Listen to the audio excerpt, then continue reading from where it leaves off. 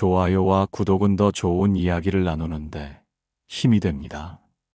당신이 오늘 한 말 중 절반은 인생을 망치고 있습니다. 충격적이지만 이것이 현실입니다. 당신이 무심코 던진 한마디가 20년 우정을 파괴하고 가족을 등돌리게 만들며 직장에서의 신뢰를 한순간에 무너뜨립니다.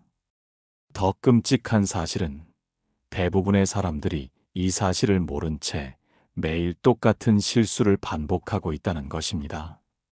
말이 많은 사람일수록 외롭게 죽습니다. 이것은 단순한 추측이 아닙니다. 평생 말로 상처를 주고받으며 살다가 정작 인생의 마지막에는 곁에 남은 사람이 아무도 없는 경우를 우리는 너무나 많이 봅니다. 말 한마디에 목숨을 거는 사람들이 정작 진짜 중요한 순간에는 할 말을 잃고 사랑하는 사람들은 이미 떠나간 뒤입니다. 우리는 나이가 들수록 말을 줄이고 싶어도 마음처럼 잘 되지 않습니다. 20살 무렵에는 침묵이 어색했습니다. 조용히 있으면 마치 존재감이 없어지는 것 같았고, 내 생각을 말하지 않으면 무시당하는 것만 같았습니다. 친구들과 함께 있을 때도, 가족들과 대화할 때도 끊임없이 말을 해야 한다는 강박이 있었습니다. 침묵하는 순간이 오면 어색함을 견디지 못해 아무 말이나 내뱉곤 했습니다.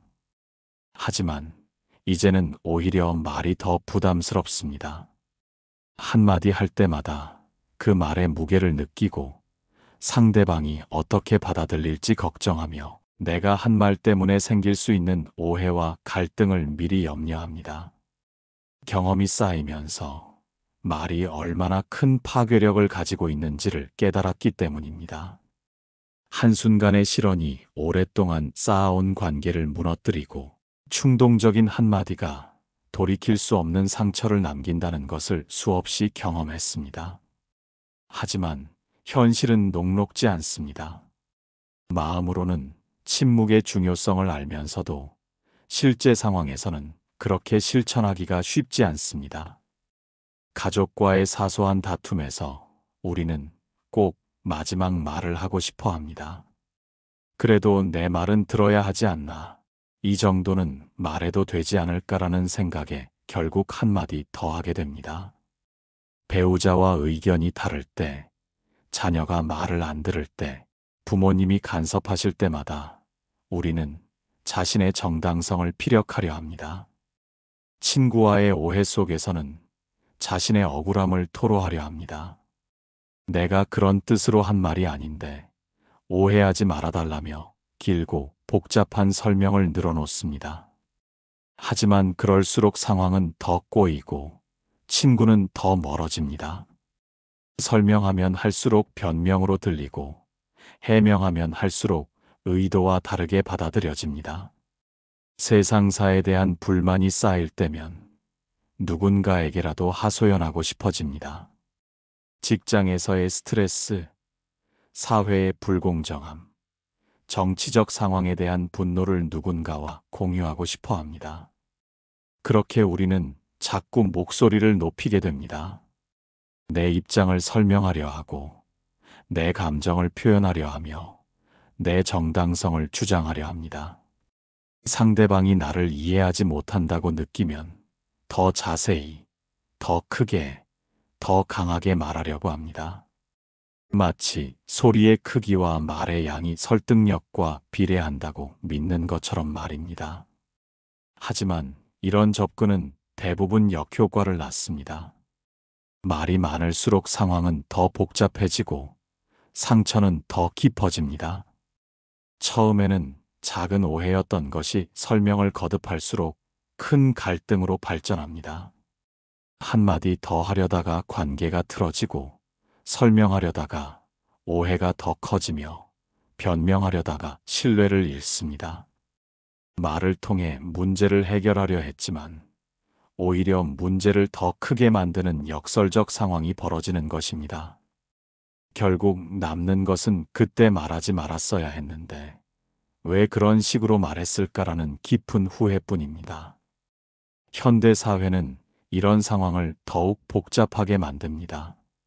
소셜미디어라는 거대한 플랫폼에서는 모든 사람이 자신의 의견을 표출하려 합니다. 페이스북에서는 정치적 견해를 드러내고, 인스타그램에서는 일상의 감정을 쏟아내며, 트위터에서는 사회 이슈에 대한 생각을 실시간으로 공유합니다. 댓글로 논쟁을 벌이고, 의견이 다른 사람들과 키보드 배틀을 벌이며 자신의 생각이 옳다는 것을 증명하려 했습니다. 회사에서는 회의 때마다 자신의 존재감을 드러내려 말을 많이 하려 합니다. 침묵하면 무능해 보일까봐, 의견이 없는 사람으로 여겨질까봐 억지로라도 발언하려 합니다. 상사 앞에서는 자신의 성과를 어필하려 하고, 동료들 사이에서는 자신의 전문성을 과시하려 합니다. 하지만 그런 말들이 항상 좋은 결과를 가져오는 것은 아닙니다. 가정에서는 서로의 입장 차이로 갈등이 끊이지 않습니다. 부부간에는 육아 방식이나 경제관념의 차이로, 부모와 자녀 사이에는 세대 차이로, 형제자매 사이에는 성격과 가치관의 차이로 매일같이 크고 작은 다툼이 벌어집니다. 각자가 자신의 입장을 설명하려 하고, 상대방을 설득하려 하며 자신이 옳다는 것을 증명하려 합니다. 이렇게 말이 넘쳐나는 시대에 우리는 점점 더 지쳐가고 있습니다. 너무 많은 정보와 의견에 노출되어 정신적 피로감을 느끼고 끊임없는 소통의 압박감에 시달립니다. 모든 것에 대해 의견을 가져야 하고, 모든 상황에서 말을 해야 한다는 강박에 시달리며, 침묵하면 뭔가 놓치는 것 같은 불안감에 휩싸입니다.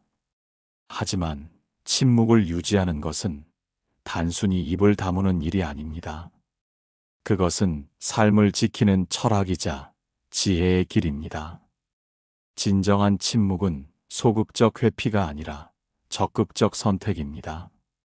불필요한 말로 인한 상처를 예방하고, 소중한 관계를 보호하며 내면의 평화를 지키는 강력한 도구입니다.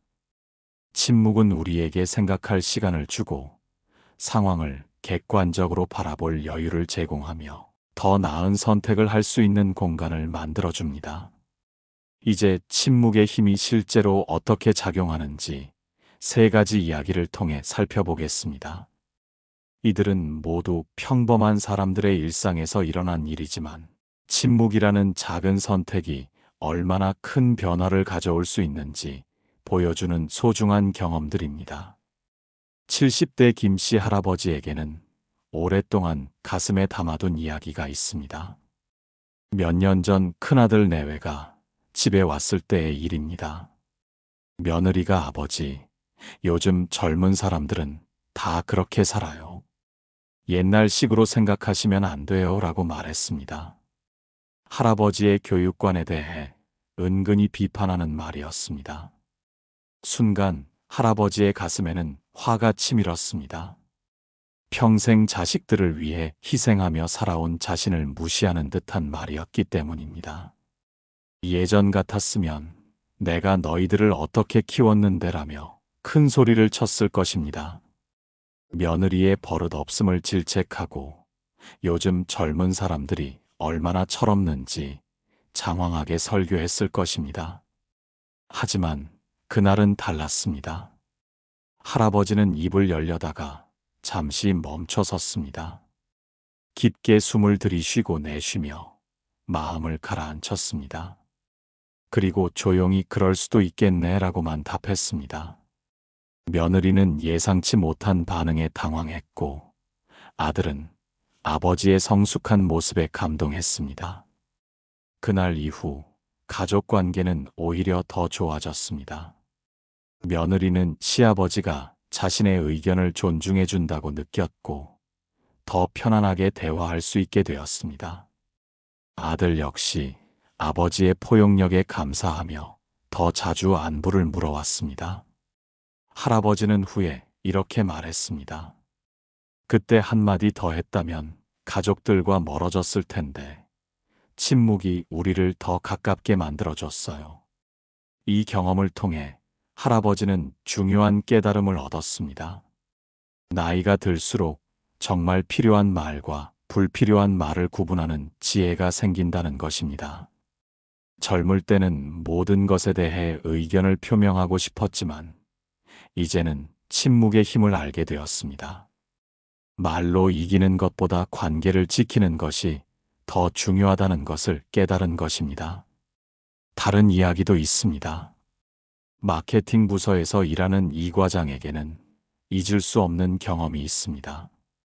새로 부임한 부장이 자신이 애써 준비한 기획안을 회의에서 혹독하게 비판한 일이었습니다. 이런 식으로 일하면 안 되죠. 완전히 다시 해오세요라는 말과 함께 기획안이 전면 수정 지시를 받았습니다. 이 과장은 억울했습니다. 2달 동안 밤낮으로 준비한 기획안이었고 이전 부장에게는 호평을 받았던 방식이었습니다. 동료들의 시선도 부담스러웠습니다. 그 순간 여러 가지 말이 목까지 올라왔습니다. 부장님은 우리 상황을 잘 모르시는 것 같은데요. 이전에는 이런 방식이 효과적이었습니다. 좀 더 구체적으로 어떤 부분을 수정하라는 건지요. 하지만 이 과장은 이 모든 말을 삼켰습니다. 대신 알겠습니다. 다시 검토해 보겠습니다. 라고만 답했습니다. 회의가 끝난 후 동료들은 왜 반박하지 않았느냐며 답답해했지만 이 과장은 묵묵히 자리로 돌아와 부장의 지적 사항들을 다시 살펴보았습니다.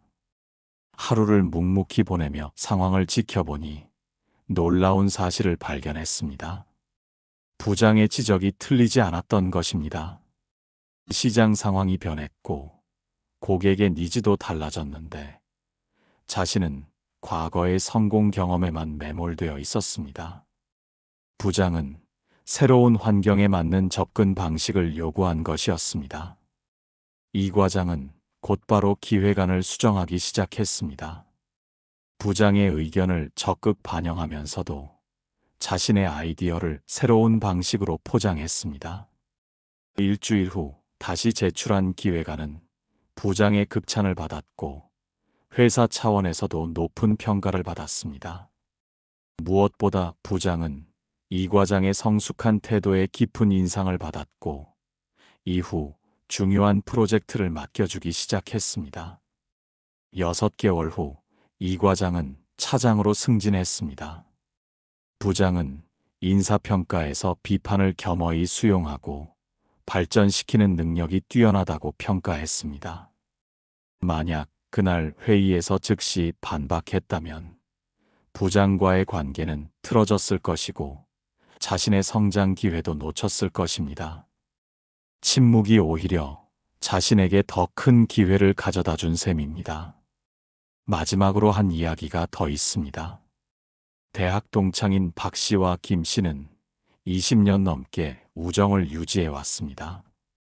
하지만 작년 송년 모임에서 작은 갈등이 생겼습니다. 김 씨가 자녀 교육 방식에 대해 이야기하던 중 박 씨가 그런 식으로 키우면 아이가 나중에 힘들어할 거야. 요즘은 다른 방식으로 해야 해라고 말했습니다. 김 씨는 순간 기분이 상했습니다. 자신이 최선을 다해 아이를 키우고 있는데 친구가 마치 잘못하고 있다는 식으로 말한 것 같았습니다. 평소였다면 내가 뭘 안다고 그러냐. 내 아이는 내가 알아서 키운다라며 맞받아쳤을 것입니다. 모임 분위기가 얼어붙고 다른 친구들까지 불편해했을 것입니다. 하지만 김 씨는 그날 다른 선택을 했습니다. 화가 치밀어 올랐지만 아무 말도 하지 않았습니다. 그냥 조용히 고개만 끄덕였습니다. 박 씨는 친구의 반응이 이상하다고 느꼈지만 더 이상 그 얘기를 꺼내지 않았습니다. 모임은 무사히 끝났고 각자 집으로 돌아갔습니다. 며칠이 지나자 박 씨에게서 연락이 왔습니다. 지난번에 내가 말을 잘못한 것 같아. 미안해. 내가 아이를 정말 잘 키우고 있다는 걸 아는데 괜한 소리를 했네. 박 씨는 김 씨의 침묵을 보고 자신의 말이 상처를 주었다는 것을 깨달았던 것입니다. 김 씨는 괜찮아. 나도 너무 예민했나 봐라고 답했습니다. 두 친구는 그날의 일을 계기로 오히려 더 깊은 우정을 나누게 되었습니다. 박 씨는 앞으로 조심스럽게 말하겠다고 했고, 김 씨는 친구의 충고도 귀담아 듣겠다고 했습니다. 나중에 김 씨는 이렇게 말했습니다. 그때 화를 냈다면 20년 우정이 한순간에 깨졌을 수도 있어요. 침묵이 우리 우정을 지켜준 셈이죠. 이 에피소드들은 침묵이 소극적 회피가 아니라 적극적 지혜의 실천임을 보여줍니다. 관계를 지키고 상황을 개선하며 더 나은 결과를 만들어내는 강력한 도구인 것입니다. 세 가지 이야기를 통해 우리가 발견할 수 있는 교훈은 매우 명확하면서도 깊이가 있습니다. 침묵은 결코 약함이나 무능력의 표현이 아닙니다. 오히려 그것은 가장 성숙한 지혜의 발현이며 인간관계를 지키는 가장 강력하면서도 효과적인 힘입니다. 우리 사회에서는 종종 말을 많이 하는 사람을 적극적이고 능력 있는 사람으로, 침묵하는 사람을 소극적이고 답답한 사람으로 평가하는 경우가 많습니다. 하지만 이는 완전한 오해입니다. 진정한 침묵은 매우 적극적이고 창조적인 선택입니다. 그것은 상황을 더 정확하게 파악하고 상대방의 마음을 더 깊이 이해하며 가장 적절한 시점에 가장 효과적인 방식으로 반응하기 위한 전략적 결정입니다. 할아버지가 며느리의 비판적 말에 즉시 반박하지 않은 것, 이 과장이 부장의 질책에 변명하지 않은 것, 김 씨가 친구의 서운한 말에 화내지 않은 것은 모두 깊은 사려, 기품과 지혜에서 나온 선택이었습니다. 철학적 관점에서 살펴보면 우리는 흥미로운 진리를 발견하게 됩니다. 말은 곧 존재를 드러내지만 침묵은 존재를 지켜준다는 것입니다. 인간은 본능적으로 자신을 표현하고 싶어 합니다. 자신의 생각과 감정, 가치관과 신념을 다른 사람에게 알리고 인정받고 싶어 합니다. 이는 자연스러운 욕구이며 그 자체로는 잘못된 것이 아닙니다. 하지만 문제는 그런 드러냄이 항상 긍정적인 결과를 가져오지는 않는다는 점입니다.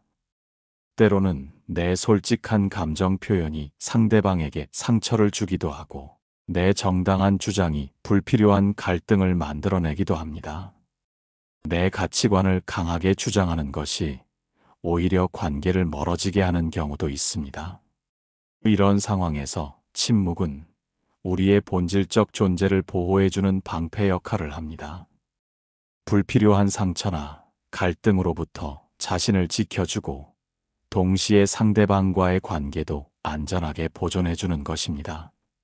현대 심리학 연구들도 이런 침묵의 힘을 과학적으로 뒷받침해주고 있습니다. 특히 충동 억제와 자기 조절 능력에 관한 연구들을 보면 즉시 반응하지 않고 한 번 더 생각할 수 있는 능력이 인간의 행복과 성공에 얼마나 중요한 요소인지 알 수 있습니다.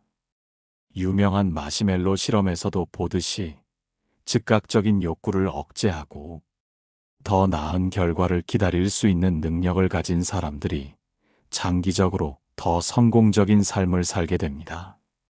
감정 조절 능력 역시 마찬가지입니다. 화가 날 때 즉시 화를 내는 사람과 잠시 참고 상황을 객관적으로 바라볼 수 있는 사람 사이에는 인간관계의 질에서 현저한 차이가 나타납니다. 후자의 경우 더 깊고 안정적인 관계를 맺게 되고 궁극적으로 삶의 만족도도 훨씬 높아집니다. 이는 침묵의 힘이 단순한 철학적 이상이 아니라 실증적으로 검증된 삶의 지혜라는 것을 보여줍니다. 침묵의 힘은 개인의 차원을 넘어서 사회적 차원에서도 매우 중요한 의미를 갖습니다. 현대 사회를 둘러싸고 있는 수많은 갈등들을 자세히 살펴보면 그 근본 원인이 서로 다른 의견을 무리하게 관철시키려는 시도에 있음을 발견할 수 있습니다. 정치적 이념의 차이, 세대 간의 가치관, 충돌, 지역 간의 이해관계 대립 등이 모두 내 말이 맞다는 강한 주장에서 시작됩니다. 각자가 자신의 입장만을 고수하며 상대방의 말에는 귀를 기울이려 하지 않을 때 갈등은 더욱 깊어집니다. 소셜미디어의 발달로 이런 현상은 더욱 심화되었습니다. 누구나 쉽게 자신의 의견을 표출할 수 있게 되었지만 동시에 상대방의 의견을 진지하게 들어보려는 자세는 오히려 약해졌습니다. 댓글창은 서로 다른 의견들이 충돌하는 전쟁터가 되었고 건설적인 토론은 찾아보기 어려워졌습니다. 하지만 만약 우리가 침묵과 경청의 지혜를 발휘한다면 어떨까요?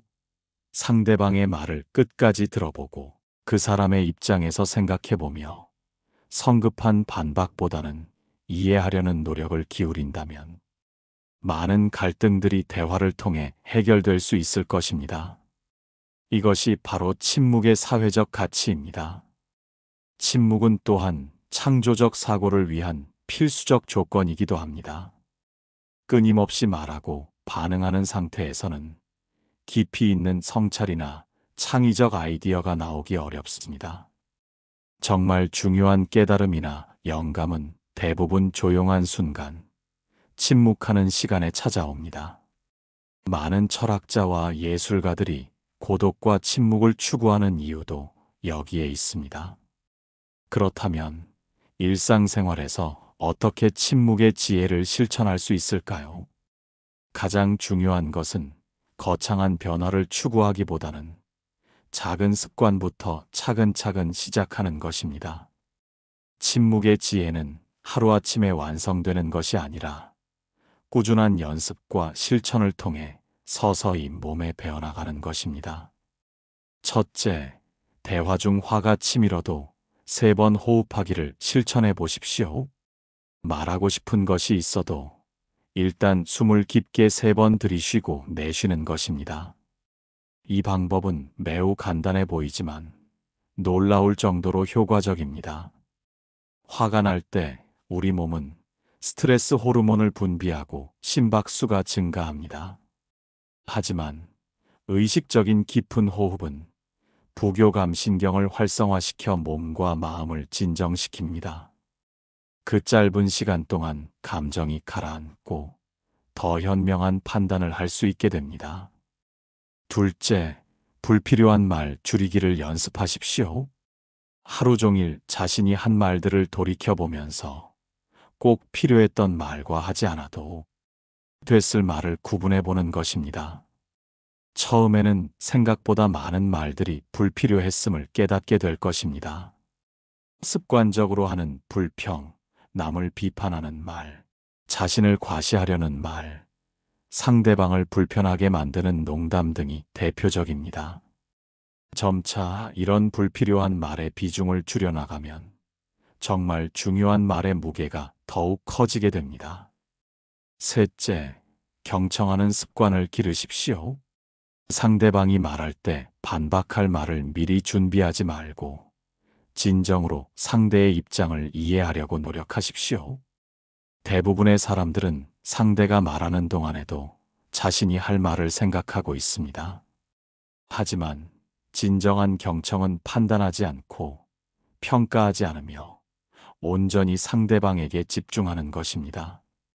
왜 저런 말을 할까라는 비판적 사고 대신 저 사람은 지금 어떤 기분일까? 어떤 상황에서 저런 말을 하게 됐을까라고 공감적으로 생각해 보는 것입니다. 넷째, 말하기 전 스스로에게 질문하는 습관을 만드십시오. 입을 열기 전에 잠시 멈춰서 이 말이 꼭 필요한가?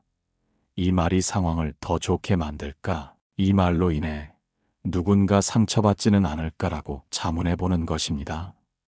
이런 자기 검열은 말의 질을 크게 향상시킵니다.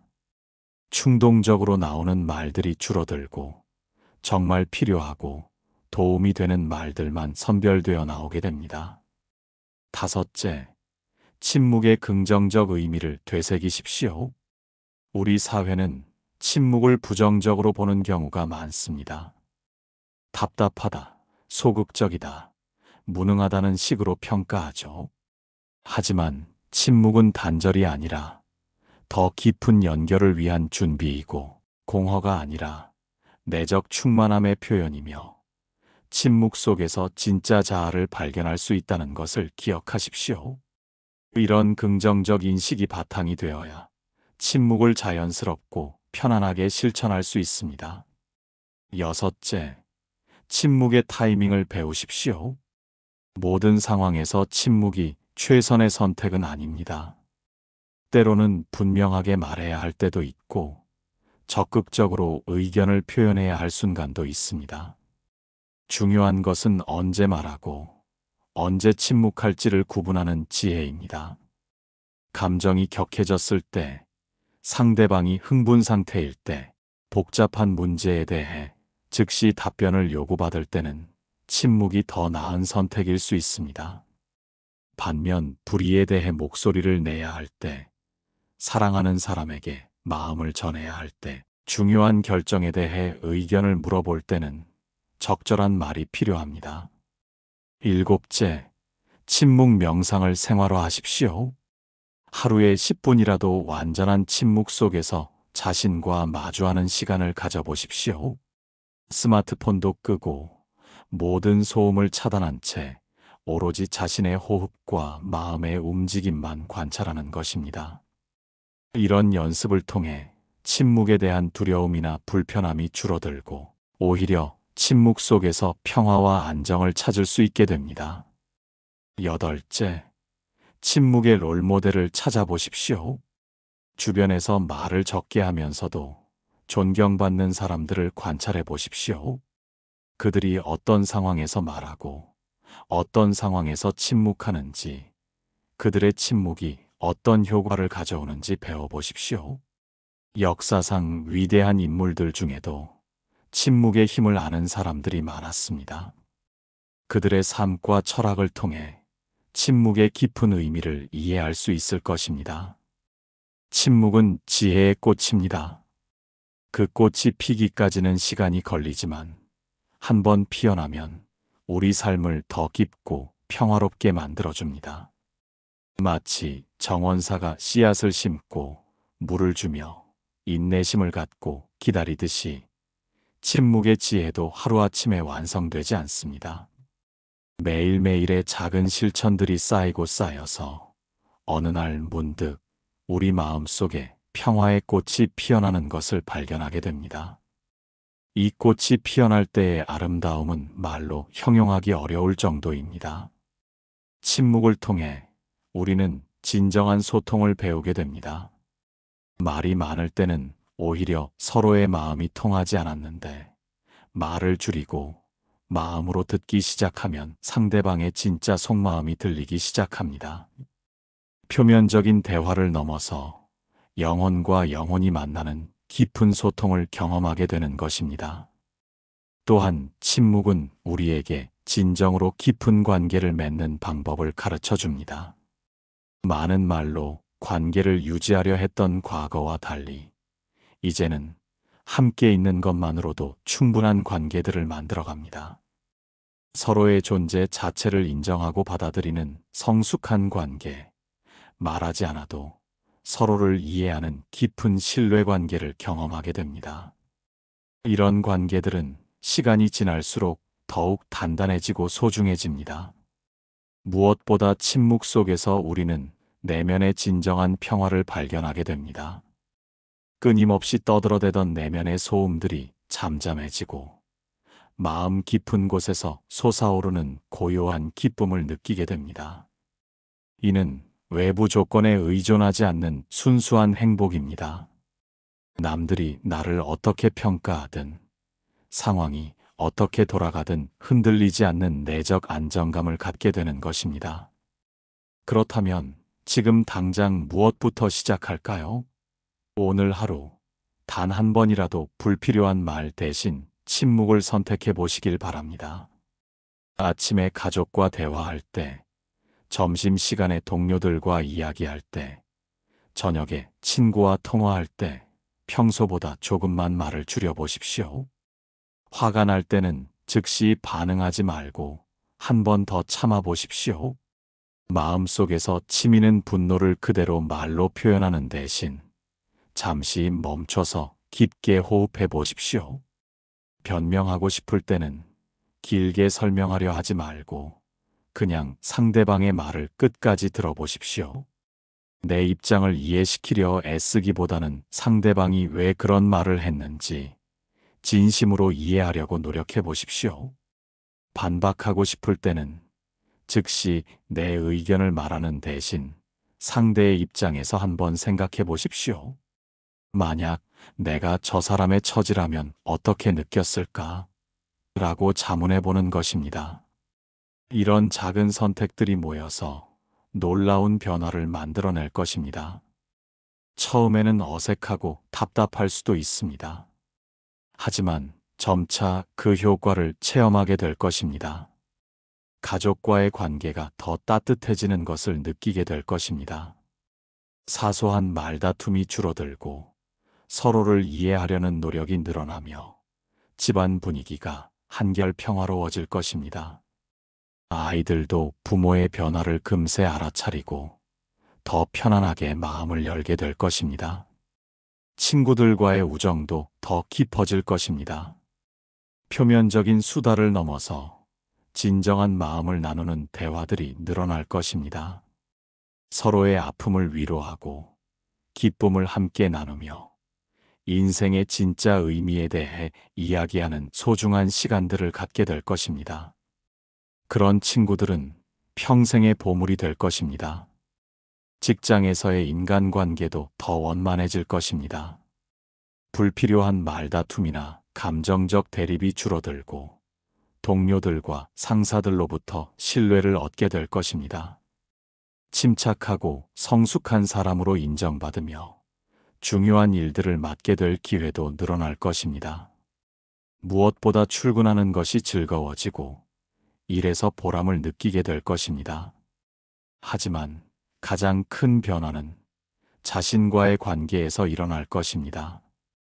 끊임없이 자신을 비판하고 정당화하려 했던 내면의 목소리들이 잠잠해지면서 진정한 자아와 만나게 될 것입니다. 있는 그대로의 자신을 받아들이고 사랑할 수 있게 되며 내적 평화와 안정감을 얻게 될 것입니다. 이는 어떤 외적 성취로도 얻을 수 없는 진정한 행복입니다. 침묵의 지혜는 특별한 사람들만의 전유물이 아닙니다. 그것은 우리 모두가 걸을 수 있는 길입니다. 나이가 많든 적든, 성격이 급하든 느리든, 말이 많든 적든 전혀 상관없습니다. 70세 할머니도 시작할 수 있고 20세 청년도 시작할 수 있습니다. 성격이 급한 사람도 조금씩 연습하면 되고 원래 말이 많은 사람도 점진적으로 줄여나가면 됩니다. 중요한 것은 완벽하지 않아도 되니까 일단 시작하는 것입니다. 때로는 실수할 수도 있고 감정적으로 반응해버릴 수도 있습니다. 그래도 괜찮습니다. 다시 시작하면 됩니다. 침묵의 지혜는 완벽함을 요구하지 않습니다. 다만 꾸준한 노력과 진정성 있는 실천을 요구할 뿐입니다. 오늘부터, 지금 이 순간부터 침묵의 힘을 믿고 실천해 보십시오. 그 길 위에서 여러분은 진정한 지혜와 평화를 만나게 될 것입니다. 그리고 그 경험이 여러분의 삶을 완전히 새롭게 변화시킬 것입니다. 침묵의 꽃이 여러분의 마음 속에서 아름답게 피어나기를 진심으로 기원합니다.